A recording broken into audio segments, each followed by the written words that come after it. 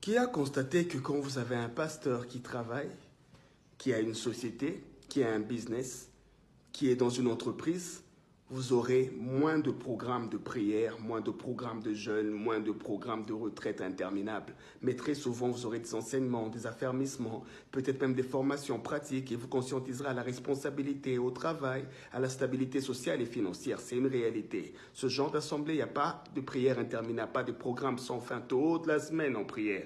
Mais si tu vas dans une église où le responsable, le pasteur n'a pas de travail, que ce n'est que ça son travail, tu te rendras compte que vous aurez beaucoup de programmes, avec beaucoup de prières. Il voudra toujours voir les gens à l'église. Les absences seront presque considérées comme des péchés. Il vous dira même que tu es fâché. Il encouragera beaucoup les gens qui sont tout le temps là, qui ne font rien à part travailler pour l'organisation des veillées, des retraites.